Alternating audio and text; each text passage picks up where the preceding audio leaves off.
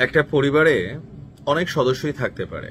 ধরেন আমরা আমাদের পরিবার যদি চিন্তা করি, বাবা আছে, মা আছে, ভাই আছে, বোন আছে, ছোট লেদা পেদা নাতিপতিও আছে। তো পরিবারের যিনি কর্তা থাকেন তার সিদ্ধান্ত সবচেয়ে জরুরি। অনেক সময় যেই পরিবারে বাবা নাই, মায়ের সিদ্ধান্ত হয় অথবা বড় ভাইয়ের। আবার অনেক সময় বাবা কোনো সিদ্ধান্ত দিলেও যৌক্তিকভাবে ভাইদের সিদ্ধান্তের চাপে সেটা নড়ে। আমি এই উদাহরণটা কেন দিলাম? বিএনপির যারা বিভিন্ন নেতা আছেন, এখন যেহেতু আগামীতে নির্বাচন, বিভিন্ন জায়গায় বিভিন্ন নেতারা বক্তব্য দিচ্ছেন, তাদের গণমাধ্যমে বা পত্রিকাতে তাদের বক্তব্যগুলো সামনে আসতেছে, রাইট? তো সেইখানে এক একজন এক এক এলাকায় রাজনীতিকে নিয়ে ভোটের মাঠে আগামী দিনে ভোটারদেরকে টার্গেট করে অনেক মুখরোচক কথা বলেন। আওয়ামী লীগের পক্ষে অনেক অবস্থান তৈরি হয়, জামাতেরও হয়।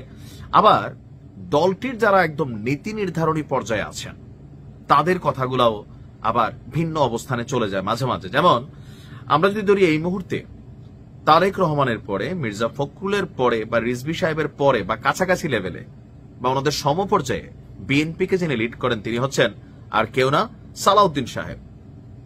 আওয়ামী লীগ সরকারের আমলে গুম হয়েছিলেন, দীর্ঘ একটা ঐতিহাসিক জীবন কিন্তু পার করে আসছেন। স্বাভাবিকভাবে আওয়ামী লীগের প্রতি বিএনপির অন্যান্য নেতাদের তুলনায় ওনার রাগ গোসা খুব থাকবেই। এখন গতকালকে আমরা দেখলাম মির্জা ফখরুল ইসলাম সাহেব একটা আহ্বান জানালেন সব দলকে নির্বাচনে অংশ নেবার। এখন এটা থেকে আওয়ামী লীগ আছে নাকি আওয়ামী লীগ নাই আমি নিউজের ভিতরে ঢুকি নেই, যাই হোক। তবে আওয়ামী লীগের জন্য এই মুহূর্তে দুঃসংবাদ হচ্ছে, এই মুহূর্তে বলা হয়ে থাকে যে বিএনপিতে তারেক রহমানের পরে যিনি সবচেয়ে বেশি প্রভাব প্রতিপত্তি বিস্তার করেন এটা হচ্ছেন সালাউদ্দিন আহমেদ, বিএনপির স্থায়ী কমিটির সদস্য। তিনি বলছেন গতকালকে দেশের গণতন্ত্র, স্বাধীনতা এবং সার্বভৌমত্ব রক্ষায় আমাদের সবাইকে এক থাকতে হবে। মতাদর্শে ভিন্নতা থাকলেও দেশের প্রশ্নে ঐক্যবদ্ধ থাকতে হবে। অর্থাৎ জামাতের সাথে রাজনৈতিক মতাদর্শের পার্থক্য আছে, এনসিপির সাথে আছে, অন্যান্য পার্টির সাথেও আছে, কিন্তু দেশের প্রশ্নে ঐক্যবদ্ধ থাকতে হবে। যদি আমাদের অনৈক্যের কারণে ফ্যাসিবাদের প্রত্যাবর্তন ঘটে, অর্থাৎ আওয়ামী লীগের প্রত্যাবর্তন ঘটে অথবা শেখ হাসিনা ফিরে আসে, জাতি আমাদেরকে ক্ষমা করবে না। গতকালকে রাজধানীর একটা প্রোগ্রামে আপনার শিল্পকলাতে তিনি বলছিলেন যে আমাদের সন্তানদের রক্তের অঙ্গীকার পূরণ করতে হবে।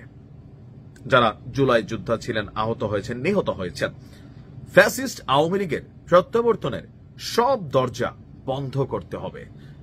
সবাই ঐক্যবদ্ধ থাকুন। তিনি বলছেন ২-৪ কলম লেখার জন্য আমাকে ৯.৫ বছর নির্বাসনে থাকতে হয়েছে, আয়না ঘরে থাকতে হয়েছে, নির্যাতনে কারাগারে থাকতে হয়েছে, কিন্তু কখনো সংগ্রামের পথ থেকে আমি পেছনে যাইনি। তারপর তিনি বলছেন যে তারপর তার বক্তব্য হচ্ছে যে আজকের এই দিনে তিনি অতীত স্মৃতিটি মনে করলেন। তারপর হচ্ছে যে আগামী দিনে আওয়ামী লীগকে ফিরে আসার যতগুলা রাস্তা আছে সবগুলা বন্ধ করতে হবে। এখন ওই যে বিএনপির কোন একজন নেতা সবাইকে ডাকতেছেন, কোন একজন নেতা বলতেছেন দলের মধ্যে ভালো, তাই না, মানে pure Awami League, pure verified, মানে যাদের মধ্যে কোনো ভেজাল নাই অথবা কোনো সন্ত্রাসী কর্মকাণ্ডের সাথে জড়িত ছিল না অথবা ধরেন খারাপ লোক না, তাদেরকে দলে বিভিন্ন জায়গায় বসানো যায় অথবা তাদেরকে দলে ভিড়ানো যায়। তো এই যে বক্তব্যগুলো এগুলা যায় একদিকে, সালাউদ্দিন আহমেদ সাহেব অথবা রিজভী সাহেব, ফখরুল সাহেব, আরো ২-১জন আছেন, তারা যখন কথা বলেন এই কথাগুলো হচ্ছে ওয়াইটেবল কথা, অর্থাৎ ওজনদার কথা। আবার তারাও অনেক সময় এমন বক্তব্য দেন পলিটিক্যালি জনগণকে বোঝানোর জন্য। ভেতরে ভেতরে তাদের মধ্যে আবার অনেক পরিকল্পনা থাকে না রাজনীতিতে বা যে কোনো জিনিস আপনি দেখেন একটা, ভিতরের কাহিনী থাকে আরেকটা।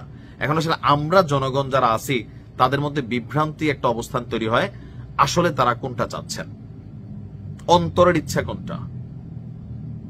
অথবা আওয়ামী লীগের প্রত্যাবর্তন বলতে শেখ হাসিনার প্রত্যাবর্তন হইতে পারে, আওয়ামী লীগের যারা নেতাকর্মী অনেকে আছে এটার বিকল্প তৈরি হয়ে যাবে, কিন্তু শেখ হাসিনার প্রত্যাবর্তন আসলে কি ঠেকানো সম্ভব হবে?